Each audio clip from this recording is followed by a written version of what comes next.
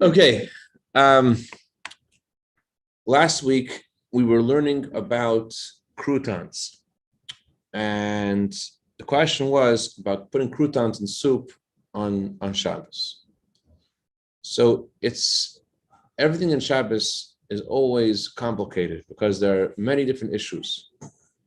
So number one, to answer this question, we have to know what kind of heat we're talking about.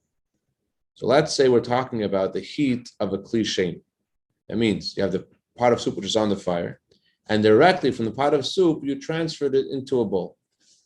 So if you transfer it into a bowl, that bowl is called a kli sheni. A kli sheni is not able to cook something which was cooked already, or in general, there's no such thing as cooking in something which is cooked already, and therefore you're allowed to put something which was already cooked into kli sheni. Something which was baked, there is a concept in halacha which is called yesh bishul achar afiyah, which means something which was baked could then be cooked. So if you have challah, you can't put challah into your soup because the challah was only baked, and now if you put the challah in the soup, you're going to cook it. So there is a concept of cooking after baking, and therefore you can't put the challah into your soup. That's when you're talking about a kli sheni. In a kli shlishi, which means if you take this bowl of soup and transfer it to another bowl, then there's no cooking at all. Then everything is okay. Everything is fine. The only thing which is prohibited at all in a kli shlishi. Not only is everything permissible in a kli shlishi, but also if you're allowed to pour directly from the second keli, from the soup bowl, onto whatever it may be. Not just the kli shlishi, but also irim kli sheni, which means pouring from the kli sheni, is also allowed. So let's go to our croutons. If our croutons have been deep fried halachically is considered cooking. It's considered cooking. They're completely submerged in liquid. So I was saying last week that you're allowed to put it into your soup because it is kli sheni is not going to. There's no cooking after cooking. It was cooked already. But then I mentioned another halacha which made Bishul ask a question. The question was, the halacha is if you have a boiling hot tub, even though it's a kli sheni, halacha says you should consider it like a kli rishon, although it's a kli sheni. What's unique about a kli sheni in general? Why is it's possible that the bowl which is taken off the soup, the bowl of soup which has been transferred from the pot in the fire, it's possible that bowl, the contents of the bowl, have a seat. It's possible the contents of that bowl are a lot hotter than someone else's pot which is on the fire. In other words, it does not measure by heat. What is it measured by? It's measured because the reason we consider the kli sheni, the pot, which is the bowl, which is off the fire, to be considered a different status, is because since the walls of that bowl were not on the fire, so the walls of the bowl are cold, and they will cause what are the contents in the bowl to get colder and colder. That which was on the fire, since the walls of the pot have been heated, so the walls of the pot will cause the contents of the pot to stay hot, and therefore we classify whatever which was in the first pot in the fire as something which can cook, even if it's off the fire. That which is in the second container, the kli sheni, it cannot cook. However, that's a general rule. However, if there's a steaming hot bath, so halacha says a steaming hot bath, it can be more strict, and you have to be considered the steaming hot bath to be like the kli rishon. So Shmuel said correctly, that means that the croutons can't put in the kli sheni either. If you have croutons, although they're deep fried, but there's not a kli sheni, it's boiling hot. Just like you can't pour milk into it, or milk or water. Ordinarily, we say kli sheni does not cook liquids. So, but still, this is not if it's super hot. If it's super hot, don't consider like a kli sheni. If it's super hot, you should consider like a kli rishon, something which is on the fire. So therefore, you need to do is whether you're making a soup or whether you are making a tea or coffee, you want to add milk to it, and you don't want to enter that question. You want to be careful not to transgress the laws of Shabbos. So even though technically you're allowed to add milk to a kli sheni, but since ordinarily it's possible that your hot water is super hot, So therefore, the best thing is to change it to a kli shlishi, to a third vessel, and then there will be no problem whatsoever. The truth is, it's not such a, I don't want to get everyone confused, but the ladle, I did mention this a few classes. Although the ladle, according to Tzemach Tzedek, can be considered like a kli rishon because the ladle is in the soup so often. But regards to the bowl, we look at the ladle as something which can transform the bowl into a kli shlishi. Why? Because I'll just say it: if you get it, you get it. You don't get it, you don't get it. A kli rishon has a biblical question. A kli rishon, a first vessel which was on the fire, can cook. There's a biblical question of its cooking. And therefore, if you want to know what the law status of the ladle is, you have to consider the status of the ladle. Well, maybe it's like a kli rishon.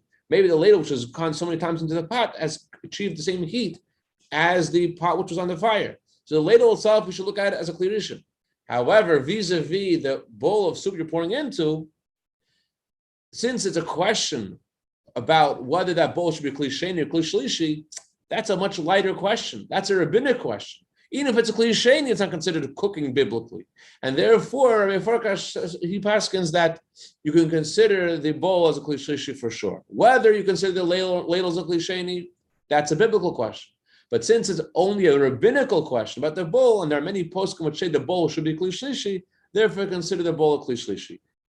Many people put it into another bowl, but according to Farkash, you don't need to. Okay, this was all to cover what we did last week. To this week, I want to go over a few modern day utensils that we use and discuss the halachic, to analyze them halachically, see what is okay and what's not okay.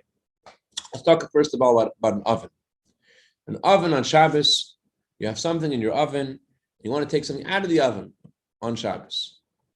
So there's an issue. If your oven has a thermostat, so what happens when we open the oven? You open the oven, you cause the oven to get the cooler. One second. Since you cause the oven, we'll have a class at the fridge a different day. Actually, we had a class at the fridge. If you text me, I'll tell you the class at the fridge. Anyways, but if you'll cause the oven. Halachas of Shabbos are very common. You have to go separate. Anyways, you're going to cause the oven directly to turn on. You're going to cause a fire to go on, and therefore you're not allowed to open the oven. That's only true if the oven is off. If the oven is off and you open the oven, so then you're going to cause the oven to turn on. That's a problem.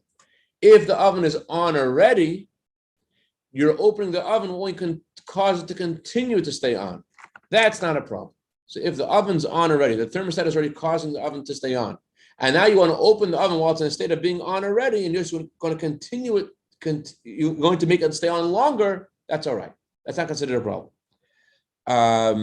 Or if you're somehow, if your oven has a Shabbos mode, what's Shabbos mode mean? Shabbos mode means that's not going to be affected by the thermostat. It's going to stay at the same temperature no matter what happens. You open it, you close it, you shake it, it doesn't matter. It's going to stay in the same temperature. Then it will be okay to open the oven and take something out. It's not going to affect it at all. Because it's always on. It's because it's always on at the same temperature. Okay. So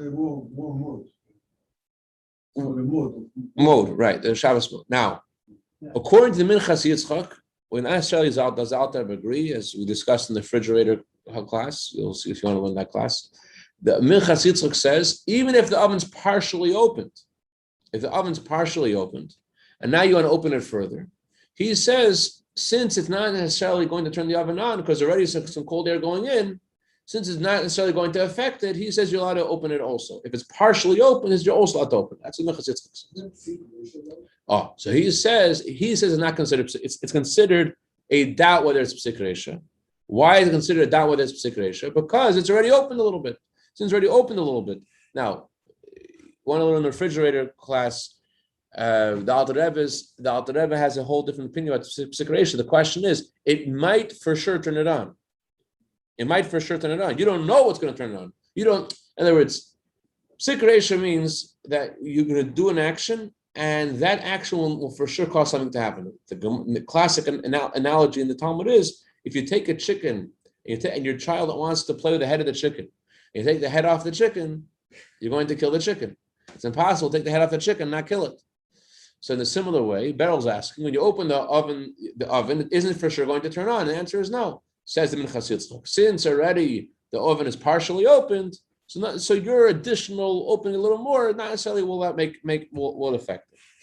Others disagree about how to categorize what psik reisha is. They say it may for sure turn on. You just don't know what will make it for sure turn on. Just because you don't know, if I drag, okay, it's. What if it does go on? If it does go on, but if it wasn't a psik reisha, that's not a problem. If you do something and something happens accidentally, it's not considered a problem. Only if it's for sure going to happen is an issue. But again, that's opinion Minchas Yitzchak, not necessarily as Alter agree with that. Okay. There is another issue with the oven. The other issue with the oven is that there are two issues in general with cooking on Shabbos. One issue is actually cooking, okay?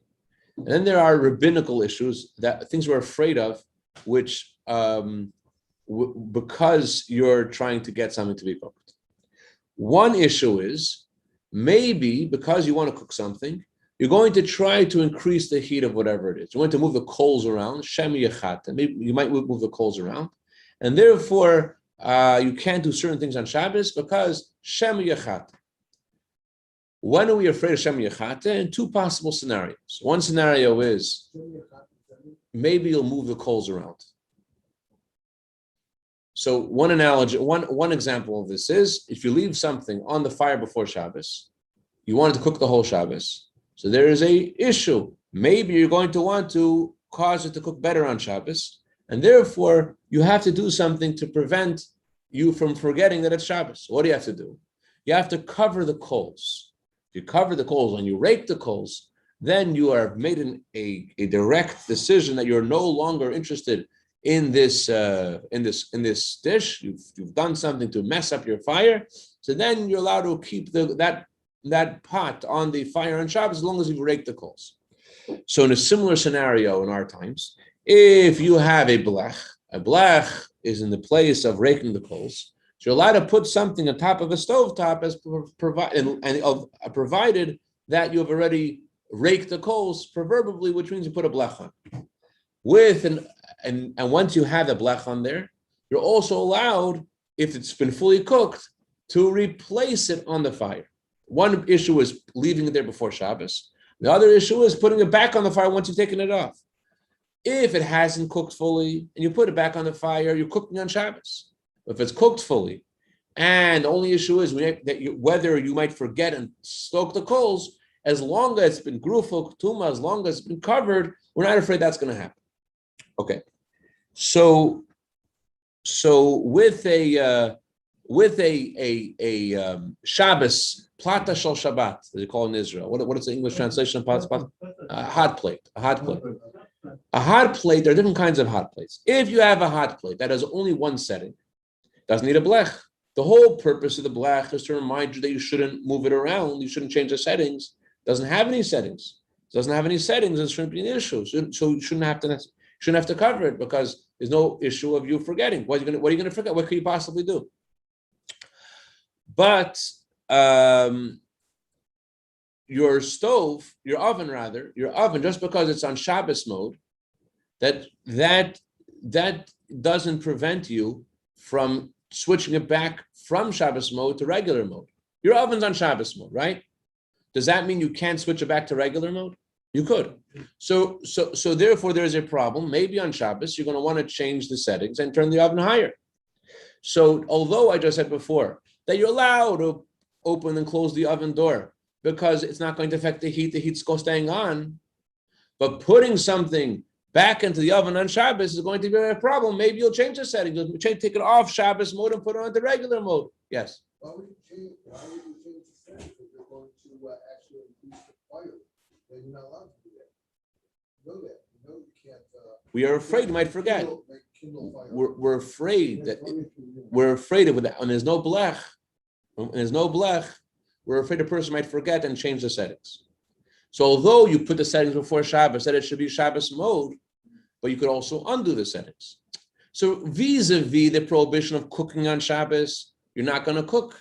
You're not going to increase the heat because you've made it in a setting that the heat will not change. But vis-a-vis the issue of you forgetting and maybe changing the settings, that issue still exists. And therefore you can't put it back inside. And therefore you also can't leave it there unless it's been half cooked, preferably before Shabbos. Once it's been half cooked, so then we're not afraid that you're going to soak the coals, because then you already calmed down. Once it's half cooked, Shaul was very into his food and wants to make sure it's precisely done right. Right, Shaul? We Moroccans, we don't just make things halfway. So if it's been half cooked, it's okay, it's fine. He's not concerned, and then you're allowed to leave it without a blech. Only the blech has been half cooked. Okay. Now I want to discuss hot water heaters. There are three kinds of hot water heaters. There are hot water heaters that are in one setting and stay the same way the whole Shabbos. You can't change their setting.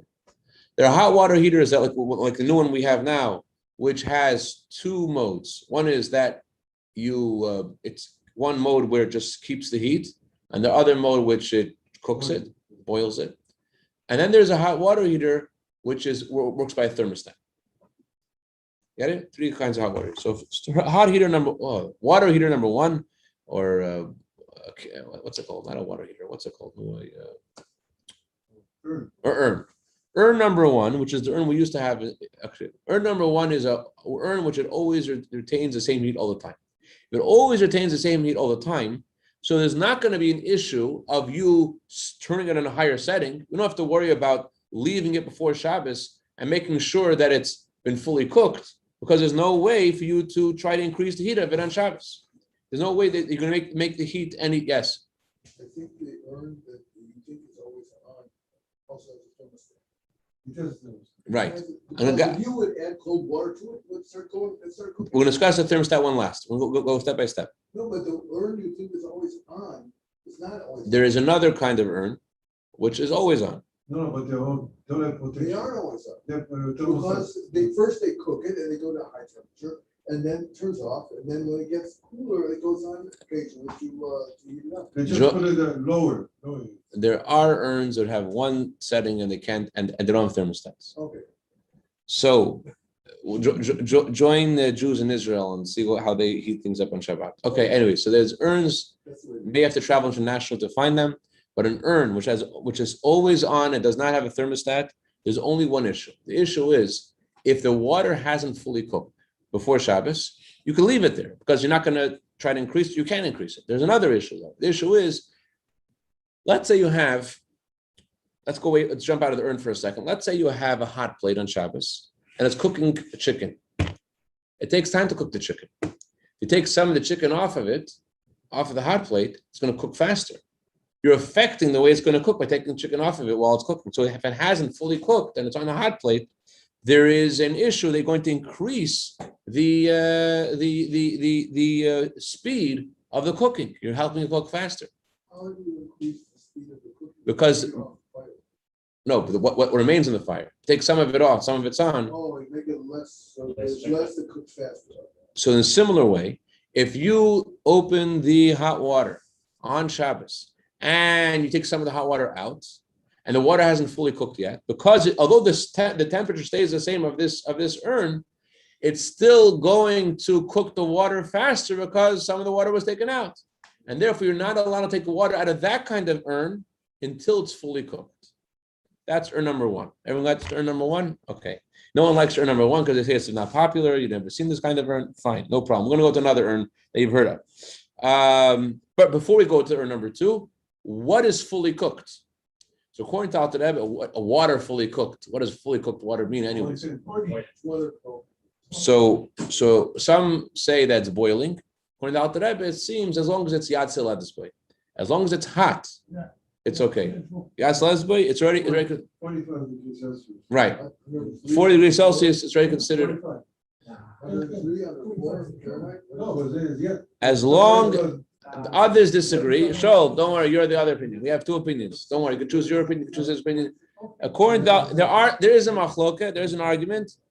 There is an argument of what is considered fully cooked by water, and according to those who are lenient, like that according to Farkash, it seems to Alter Rebbe this way too.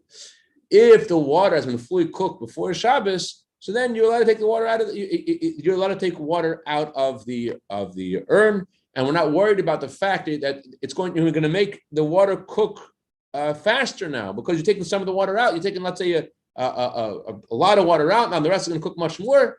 It doesn't matter. It's going to cook. It's going to make the rest of the water is going to go from Yad Tzil from 45 degrees and it go to another 40 degrees more.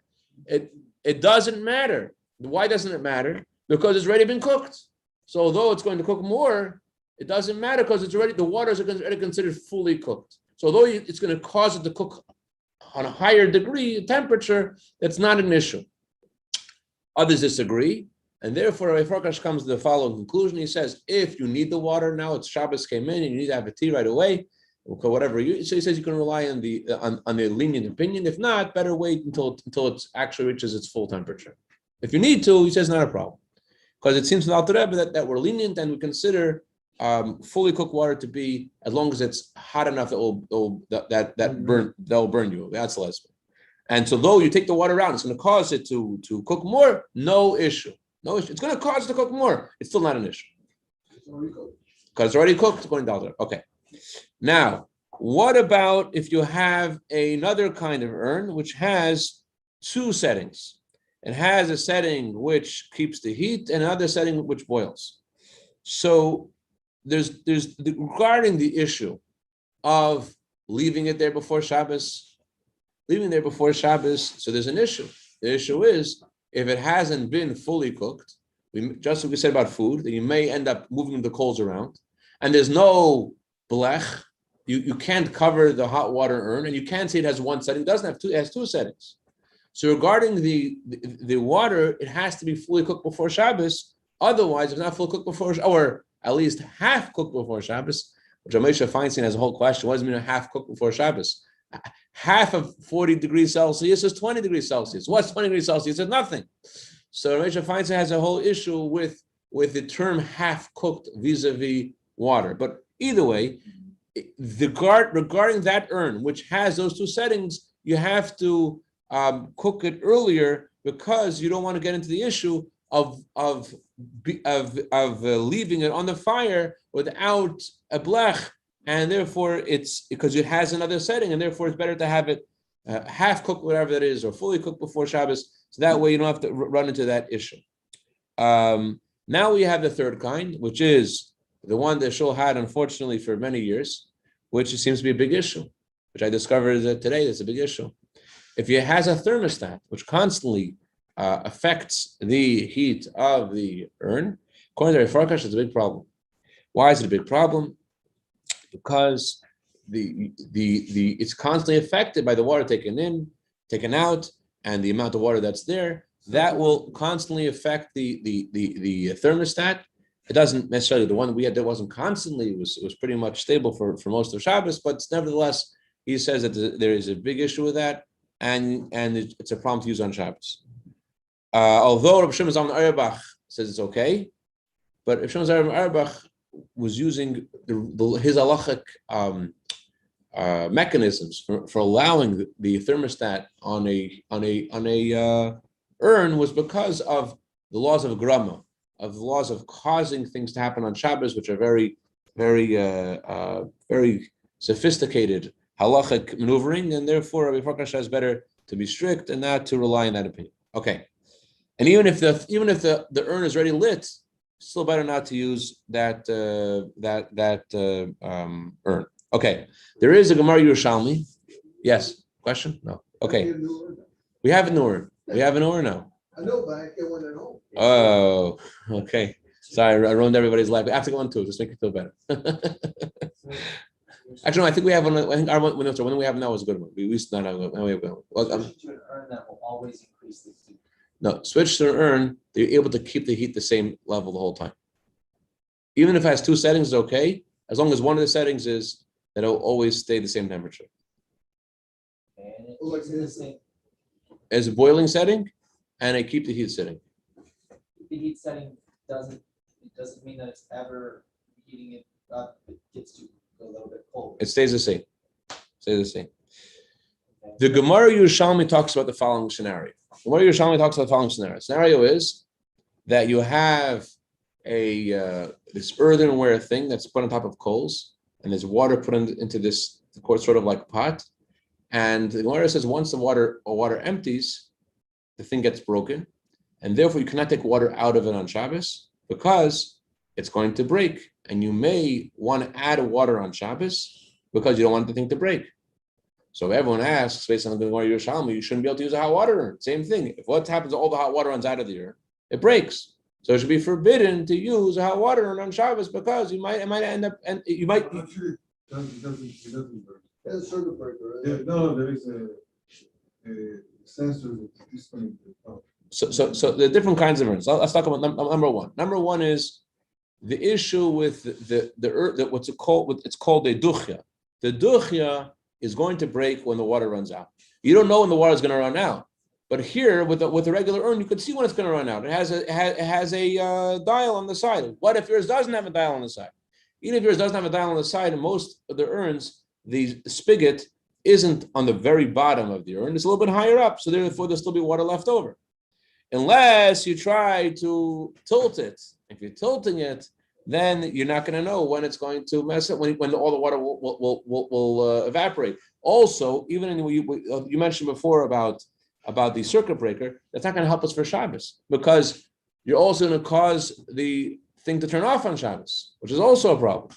So as long as you're not going to run into that scenario, which means you're not tilting it. I mean, the first tilting is probably okay, but you don't know if you're the first guy to tilt it. It might be the second guy to tilt it. And you might be helping out the last bit of water. So you don't run into a scenario where you may, even if it's a chance, you should not run into a scenario where it's possible that you're pouring out the last bit of water and causing the thing to either turn off or to break. That's an issue. So, but the general thing, though, I want to say was, we're not concerned with the Gemara Yerushalmi to forbid the usage of urns altogether, because our urns don't have that issue. We have a dial, number one. Number two, it's a little bit above the thing. Number three, it has a setting which will turn it off. So therefore, it's not in the same category the Gemara forbids. I want to discuss one more thing, and that is, any questions before we go on? Okay. The last thing I want to discuss is a Shabbos clock. Let's say everyone asks this question. You want to you have a timer, and you want to put something on top of this hot plate, and the hot plate will turn on automatically on Shabbos and will heat things up. What about that? Is that okay? So there is a great discussion among poskim about this. The conclusion is that if there are three conditions, it's okay. Condition number one is the thing is put there before Shabbos. It's already not worth it so much. Right? It already ruins the whole excitement about it. Right. Number two, in addition to being there before Shabbos, it has to be fully cooked. It's fully cooked, it's there before Shabbos. And yeah, if it's fully cooked and it's there before Shabbos, and it has only one setting. It's one setting, or either one setting or it's covered. Then those three conditions are met, you could do that. But even then, if you want to put it on a timer on before Shabbos, you want to heat up your potatoes tomorrow. You just 4 o'clock in the afternoon, Shabbos afternoon without the hot potatoes. It's just life isn't the same. So what you do is you put your potatoes there before Shabbos, and and it's the hot plate that you have is only one setting, or you cover it with aluminum foil. Either cover with aluminum foil or it has one setting. Either of those scenarios will prevent you from being able to change the settings on Shabbos, and then you're allowed to put the timer on. But even then, the poskim say they don't do it. They say it's a kosher to do it, it's not forbidden to do it, but what's going to end up happening? You're going to say, I was at Shmuel Dahan's house, and Shmuel Dahan is room, and he had cooking on Shabbos.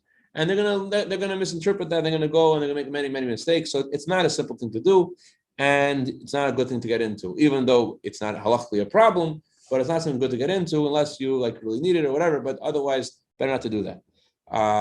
There's no issue with making a timer for heater. It seems to be a similar mechanism. We're not going to get to why right now. And another thing is, on Shabbos itself, you can't put it on top of that thing. That's another issue. And if there's a blackout, there's an argument among poskim what the din is with a blackout. How do you look at a blackout? But the bottom line consensus is that if there's a blackout and things turn back on, it's okay. All right. You say you can't put on top of that thing? On Shabbos. What can't you put on top? It's not on yet, right? Correct. It's not on, and you want to put something on it on Shabbos. You can't put something on Shabbos. Before Shabbos, you can put something on it if it's been fully cooked, and if it's fully cooked and it has one setting, and you put it on before Shabbos. Doesn't need to be refrigerated if it's gonna be out all night. You want to heat up next day. You gotta ask someone else about the refrigeration thing. I don't know what that. So can I take food out of the refrigerator, shove it, put it on this tiny platter? Can I put it anywhere on the platter? Does it have to be away from the heat source? Anywhere. You don't take it from the fridge. Okay. No, On it's before- Okay. Put it on, so everything's got to be on before Shabbos. You Right. can't warm something up on the platter on Shabbos. Right. Now, Oh, 1 second. You're asking a different question. You're asking a whole different question. You're asking, can you put something on the platter on Shabbos anyways? your platter's on, right? Yeah. It's been switched on before Shabbos. Ah. You now want your hot potatoes On the for platter. lunch, On the platter. Fully cooked. So, fully cooked. Can you take them out the fridge and put them on the platter? okay, that's an issue. According to Alter Rebbe, it's an issue. According to Sfarish Pesachim, it's not an issue. But according to the way we paskin, it's an issue. You can't do that. What about breakfast? Yeah, the breakfast is dry. So there's something about dry No, I weight, think- right? Yeah, yeah. It has Bread, a bit of oil. 1 second. We're talking about putting something on top of a hot plate. It's not the same thing as putting something on top of a pot. When you put it on a hot plate, you can't put something on top of a hot plate in the middle on Shabbos. If something was already there before Shabbos, you could put it back on. You can't put anything on top of a hot plate on Shabbos. What you could do on Shabbos is you could put something on top of a pot. So there's a pot on the fire already. Put something on top of that pot, provided the thing you put on top of that pot is already been cooked, or if it's dry, but if it's moist, you can't put it on top, even on top of a pot, you can't do it. But put it on top of a hot plate, that's called Moshe b'Shabbos l'chatchila. That's called like cooking on Shabbos to begin with. It's like you got to put something back on top of a hot plate, but not put something on top of a hot plate on Shabbos. All right. Chazak Baruch. Any other questions? All right.